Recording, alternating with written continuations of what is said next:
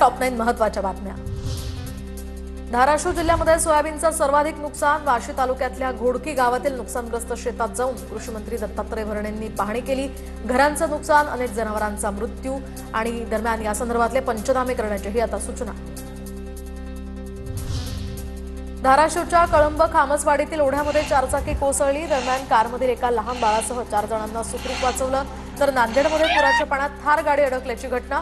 सुदैवानं कार चालकाचाही जीव वाचला।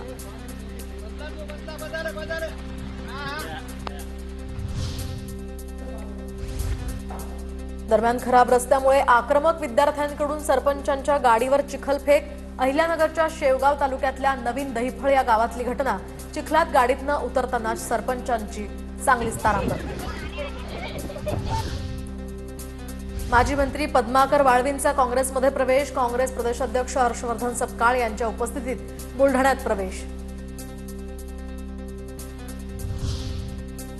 वरुड मतदारसंघातील काँग्रेसचे माजी आमदार नरेशचंद्र ठाकरे यांचे सुपुत्र विक्रम ठाकरे यांचा भाजपात प्रवेश। मंत्री चंद्रशेखर बावनकुळे यांच्या उपस्थितीत हजारो समर्थकांचा भाजपात प्रवेश। मनोज जरांगे पाटलांना अस्वस्थ वाटत असल्यामुळे वैद्यकीय तपासणी। हिंगोलीतली नियोजित बैठक संपन्न झाल्यानंतर जरांगेंची तब्येत बिघडल्याची माहिती।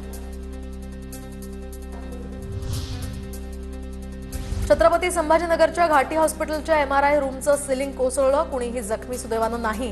दरम्यान कर्मचाऱ्यांच्या सकाळी ही बाब लक्षात आली, त्यानंतर दुरुस्तीचं काम हाती। बीड डेपोच्या माजलगाव देवडी बसला गळती, व्हिडिओ व्हायरल। यापूर्वी सुद्धा बसमधल्या गळतीचा व्हिडिओ व्हायरल झाला होता। अनेक बस भंगारात जाण्याच्या स्थितीत। वर्क फ्रॉम होमच्या नावाखाली नागपुरात गृहिणीची 12 लाखांची फसवणूक। नागपूर सायबर पोलिसात गुन्हा दाखल। इंस्टाग्रामवर आलेल्या रीलमधील लिंकवर क्लिक केल्यानंतर ही फसवणूक झाल्याची माहिती।